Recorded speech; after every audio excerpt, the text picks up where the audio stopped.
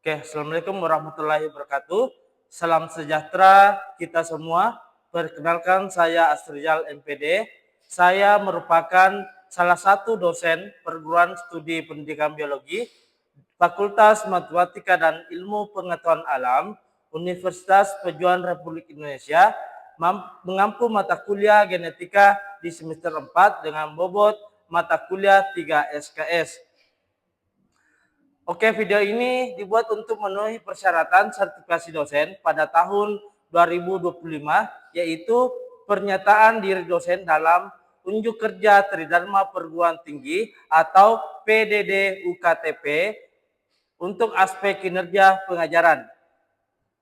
Pada kesempatan ini, izinkan saya untuk memperjelas salah satu mata kuliah yang saya ampuh, yaitu mata kuliah genetika yang mengajar di semester 4 dengan bobot 3 SKS. Deskripsi mata kuliah ini mendeskripsikan pengertian genetika, hukum Mendel, mekanisme perubahan sifat, DNA dan transfer informasi genetik, perekomendasi gen, peta kromosom, gen di luar kromosom, jenis-jenis mutasi gen, mutasi kromosom, penerapan genetika dalam pemulihan dan pemberian contoh penerapan genetika dalam penyakit. Capaian pembelajaran yaitu mendiskusikan dan memahami prinsip-prinsip penurunan sifat, terutama mengenai hukum Mendel dan hal-hal yang berkaitan dengan bahan genetik, probabilitas, genetika populasi, sifat terproses, alel ganda, dan beberapa kelainan yang diturunkan. Kemudian capaian pembelajaran mata kuliah yaitu mendiskusikan dan memahami prinsip-prinsip penurunan sifat terutama mengenai hukum Mendel, hal-hal yang berkaitan dengan bahan genetik, probabilitas, genetika populasi, sifat terproses, alel ganda, dan beberapa kelainan yang diturunkan. Capaian pembelajaran kompetensi yaitu mahasiswa mampu menjelaskan pengertian genetika dan hukum Mendel. Adapun indikatornya yaitu bersifat kognitif, menjelaskan genetika, kemudian menjelaskan hukum Mendel 1 dan 2, kemudian afektifnya yaitu menerima perbedaan pendapat, kemudian psikomotoriknya yaitu teliti dalam menjelaskan hukum Mendel. Tujuan pembelajaran dari genetika ini adalah mahasiswa menjelaskan pengertian genetika dan menjelaskan hukum Mendel 1 dan 2. Kemudian metode pembelajaran dipakai adalah ceramah dan presentasi verbal, diskusi dan tanya jawab. Adapun media yang digunakan berupa LCD. Metode pembelajaran yaitu presentasi. Presentasi berupa menyambut bahan ajar oleh dosen pengajar dan menekan pada hal-hal yang penting yang bermanfaat untuk diterapkan nantinya dalam teori. Kemudian yang kedua, adapun tanya jawab yang dilakukan sepanjang tatap muka dengan memberikan kesempatan kepada mahasiswa memberikan pendapat atau pertanyaan tentang hal-hal yang tidak mereka mengerti atau bertentangan dengan apa yang mereka pahami sebelumnya.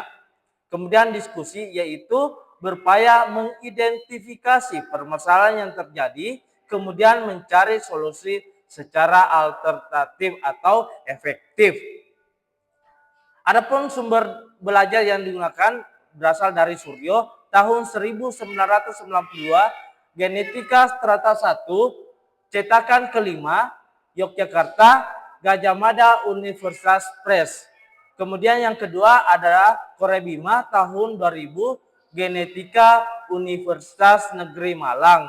Kemudian yang ketiga Campbell tahun 2002, Biologi Jilid 3 yang diterjemahkan oleh Westman Manalau tahun 2004, Jakarta Erlangga. Kemudian terakhir bisa dilihat dari Simmons tahun 1991 yaitu Genetic Egg Edition dari New York diterangkan oleh John Wiley and Sons.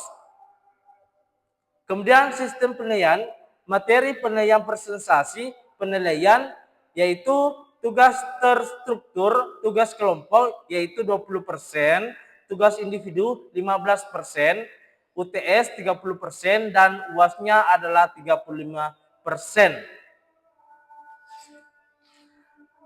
Demikian perjapatan singkat dari deskripsi dan informasi umum untuk mata kuliah genetika Fakultas FMIPA di Universitas Pejuang Republik Indonesia. Untuk berikutnya, untuk mensajikan cuplikan video pembelajaran di kelas untuk mata kuliah genetika. Selamat menyaksikan. Assalamualaikum warahmatullahi wabarakatuh.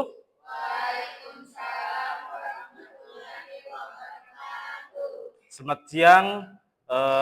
Apa kabarnya hari ini? Oke, sebelum kita masuk ke teori hukum Mendel dan pola pewarisan sifat, terlebih dulu saya akan absen ketua tiketnya Akmal. Siapa yang tidak datang hari ini? Iya. Siapa? Oh iya. Oke. Ya, kita masuk pada teori hukum Mendel dan pola pewarisan sifat. Tujuan pembelajaran yaitu adalah capaian mata kuliah, mendiskusikan dan memahami prinsip-prinsip penurunan sifat, terutama mengenai hukum Mendel dan hal-hal yang berkaitan dengan bahan genetik, probabilitas genetika populasi, sifat terposeks, alias ganda, dan beberapa kelainan yang diturunkan. Kemudian capaian mata kuliahnya yaitu mahasiswa mampu mengartikan genetika dan hukum Mendel. Kita lihat di atas, pola konsepnya yaitu adalah hukum segregasi, istilah-istilah, hukum asosiasi itu berasal dari hukum Mendel. Oke, kita masuk pada istilah-istilah dalam pewarisan sifat, yaitu gen, faktor pembawa sifat, sedangkan alel adalah pasangan gen pada kromosom yang satu homolog dituliskan dalam dua huruf yang sejenis. Contohnya A besar, A besar, A besar, A kecil, A kecil, A kecil. Kemudian gen itu dibagi atas dua, gen dominan dan gen resesif. Di mana gen dominan itu mengartikan bahwa gen yang sifatnya kuat dan mayoritas didominasi oleh huruf besar, contohnya T, itu diistilahkan adalah tinggi. Sedangkan gen resesif adalah gen yang sifatnya lemah, mayoritas didominasi oleh huruf kecil, contohnya T kecil atau pendek. Sedangkan alel itu ada dua, ada lokus dan ada yang bersifat alel. Itu gambarnya di atas. Istilah-istilah dalam pewarisan sifat yaitu adalah satu, parental, di mana parental itu diistilahkan adalah induk yang disilangkan, sedangkan filial adalah hasil dari keturunan anak dari parental. Kemudian genotipnya adalah keadaan genetik suatu organisme atau sifat yang tidak nampak. Kemudian fenotipnya adalah keadaan fisik suatu organisme atau sifat yang nampak. Kemudian ke genotip. Genotip itu dibagi atas homozigot dan heterosigot. Kemudian homozigot adalah ada yang bersifat dominan, ada yang bersifat resesif. Kemudian kalau heterosigot adalah dominan dan intermediate. Oke, kita masuk pada hukum pewarisan sifat. Itu pewarisan sifat dikemukakan oleh George John Mendel. Itu adalah yang disampaikan melalui hasil eksperimennya melalui kacang ercis atau Rhizome sativum. Ini adalah kacang polong-polongan. Kemudian dasar yang dicetuskannya adalah hukum Mendel dan hukum Mendel pertama dan kedua. Oke, hukum Mendel pertama atau segregasi adalah setiap pasangan gen atau alel akan memisah bersegregasi secara bebas pada saat pembentukan gamet atau sel kelamin. Ini berarti setiap gamet hanya akan menerima satu alel dari setiap pasangan gen. Contohnya adalah persilangan tanaman kacang yang bersifat tinggi dan persilangan dengan kacang tanaman pendek atau T besar, T kecil. Jadi semuanya keturunannya atau F1-nya itu adalah genotif T besar, T kecil atau bersifat tinggi. Tetapi ada intermediate di situ. Kemudian hukum Mendel kedua atau asortasi bebas atau gen dari gen alel ini berbeda akan bergabung secara acak dan bebas pada saat pembentukan gamet. Kemudian kata lainnya adalah perisan satu sifat tidak terpengaruhi oleh sifat lain. Kemudian contohnya adalah persilangan di hibrid. Itu dua sifat bedanya seperti B besar K kecil atau B besar K besar, B besar atau K besar, B kecil K kecil. Semua keturunannya itu adalah B besar, B kecil, K besar, K kecil. Itu adalah, oke, kita masuk pada hukum Mendel pertama atau hukum segregasi, di mana di sini kita bisa lihat bahwa T besar diserangkan dengan T kecil, tinggi kali pendek menghasilkan 100% adalah T besar, T kecil, tinggi. Tetapi T kecilnya ini bersifat intermediate atau menyembunyikan alel dalam T besarnya. Kemudian P2-nya itu menghasilkan tinggi pendek tetapi 3:1. Itu keturunan dari F2-nya. Beda dengan F1-nya. Kalau F1-nya tadi 100% T besar, T kecil. Kemudian F2-nya T besar, T besar, T besar, T kecil, T kecil, T kecil. Jadi yang bersifat panjang adalah 3:1. Karena yang menyembunyikan di sini ada 2. Oke. Kemudian hukum Mendel kedua, hukum asortasi, itu menimbulkan bahwa T besar, T besar, P besar, P besar disilangkan dengan T kecil, T kecil, P kecil, P kecil, atau tinggi putih, pendek hitam menghasilkan 100% tinggi yang putih. Oke. Kemudian F2-nya itu adalah F2-nya bisa dilihat dari sini adalah 1:2:4:4:4:2:1. Jadi yang rasio fenotipnya itu adalah 9:3:3:1. Oke, kita mulai kita diskusi ya, membentuk kelompok A, ini kelompok B. Kita mendiskusikan tentang hukum Mendel pertama dan hukum Mendel kedua. Oke. Saya beri waktu 10 menit. Oke, kita ke kelompok 1. Mungkin ada yang bisa? Oke, Tina. Baik, saya akan menjawab pertanyaan tentang teori-teori hukum Mendel 1. Yang pertama yaitu teori faktor atau genetik. Yang kedua yaitu teori domensasi. Yang ketiga yaitu teori segregasi alel. Yang keempat yaitu teori keacakan gamet. Yang kelima yaitu teori pewarisan sifat tunggal. Yang keenam yaitu teori gamet murni. Aplaus untuk kelompok 1. Oke, kita masuk pada kelompok kedua. Ada yang bisa yang tadi ke hukum Mendel kedua? Oke, ada yang bisa di kelompok 2? Oke, silakan. Baik, saya akan menjawab pertanyaan dari hukum Mendel kedua, juga dikenal sebagai hukum asortasi bebas.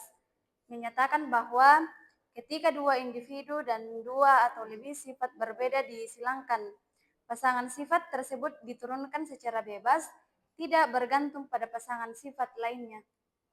Oke, berikan aplaus kepada kelompok 2. Terima kasih kepada kelompok 1 dan 2 yang tadi tentang hukum Mendel 1 dan kedua. Oke, kita lanjutkan kemudian menentukan macam gamet. Menentukan macam gamet itu menggunakan rumus 2 pangkat N atau 2 pangkat 2 N-nya sama dengan 4 jenis gamet. Bisa dilihat pada teori di sini. A kecil, B besar disilangkan dengan ini menghasilkan A kecil, B besar, C besar, D besar, E besar, F kecil. Sama dengan yang di bawah. Menggunakan semua rumus 2 pangkat N, maka 4 jenis gametnya. Kemudian tes cross atau uji silang tujuannya yaitu untuk menguji sifat individu yang bersifat dominan, mengetahui beberapa macam gamet yang dihasilkan oleh suatu gamet genotip yang dipertanyakan.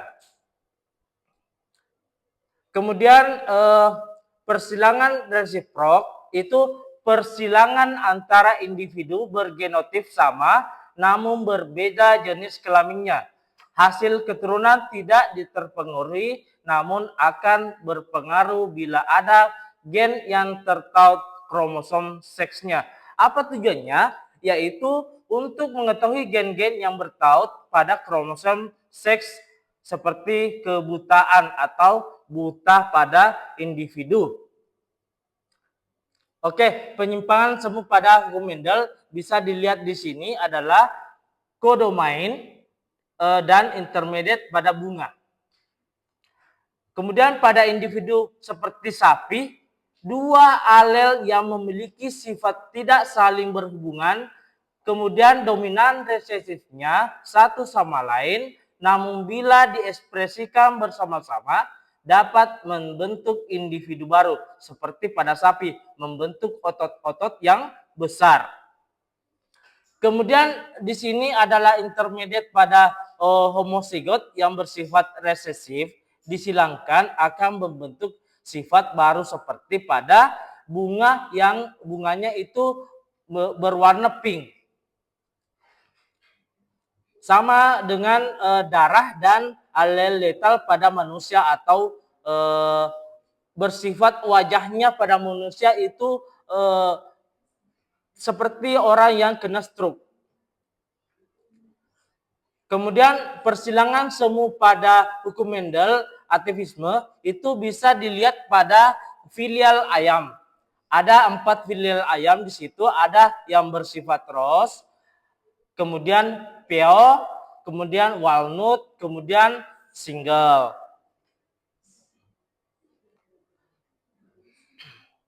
Kemudian persilangan semu pada hukum Mendel atau atavisme itu bisa disilingkan dengan sesuai dengan bagan. Ini sesuai dengan bagannya R besar P besar, R besar P besar menghasilkan R besar P besar P besar atau walnut. Sama dengan juga di sini. Yang mana disilangkan di sini ini itu menghasilkan yang lajurnya. Oke.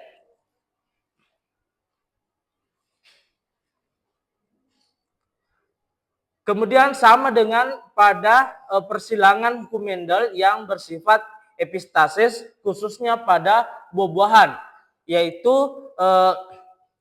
berwarna hijau, berwarna putih, berwarna kuning. Itu bisa dilihat dari interaksi ketika suatu gen mengalahkan gen lainnya sehingga menutupi kemunculan sifat yang dihasilkan. Seperti yang tertutup dan menutupi. Hijau itu dalamnya adalah putih. Sedangkan hijau yang bersifat hijau dalamnya putih, yang berwarna orange dalamnya kuning. Karena disilangkan dengan epistasis hukum Mendel. Sama seperti bagian yang tadi. Yang mana disilangkan lajurnya akan tetap menghasilkan adalah yang di lajurnya pada kotak itu. Seperti P besar, K besar disilangkan dengan ini contohnya P besar K kecil, maka ini adalah P besar K besar K kecil menghasilkan putih. Sama di sini semuanya.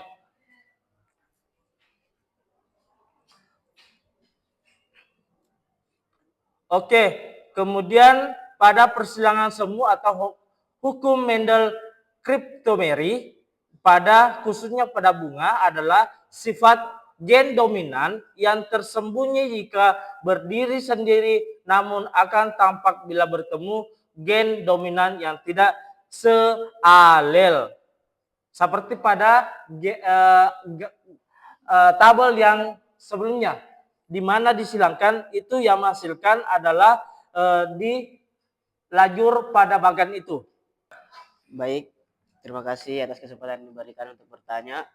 Pertanyaan saya adalah, jika kita memiliki tanaman dengan genotipe B besar dan B kecil untuk warna bunga, yaitu B besar merah, B kecil putih, apa kemungkinan genotipe keturunannya jika disalinkan dengan tanaman lain dengan genotipe B kecil dan B kecil atau putih-putih? Oke, saya akan jawab. Kemungkinan genotipnya itu adalah B besar, B kecil, dan B kecil karena fenotipnya bunganya warnanya merah, B besar, B kecil disilangkan dengan bunga yang bersifat B kecil atau putih, maka fenotipnya itu perbandingannya 1:1 karena menghasilkan B besar, B kecil. Jadi perbandingannya adalah 1:1. Oke, masih ada yang mau ditanyakan? Oke, silakan. Jika kita melakukan persilangan monohibrid antara dua tanaman dengan genotipe B besar B kecil, apa rasio fenotipe keturunannya pada generasi F2? Oke, saya akan jawab. Rasio genetik keturunannya pada generasi F2-nya itu 3:1. Karena dengan 3/4 memiliki fenotip B besar dan 1/4-nya itu memiliki fenotip resesif B kecil. Bagaimana? Oke. Masih ada yang lain? Oke, tidak ada nih. Kita menyimpulkan bahwa bunyi hukum Mendel 1 dan 2 adalah sangat berbeda sehingga kita dapat melihat pada tanaman atau hewan atau individu yang terkena persilangan itu. Oke? Oke. Terima kasih atas kehadiran. Terima kasih atas kesempatan anak-anak semua. Kita akan bahas dengan selanjutnya, bisa dilihat pada grup WA-nya yang saya akan kasih tugasnya. Kemudian Assalamualaikum warahmatullahi wabarakatuh. Demikian gambaran kinerja pengajaran untuk mata genetika. Saya mengucapkan terima kasih kepada tim penilai dan panitia sertifikasi dosen tahun 2025. Terima kasih pula kepada Direktorat Sumber Daya, Direktorat Jenderal Pendidikan Tinggi, dan Kementerian Pendidikan Tinggi, Sains dan Teknologi.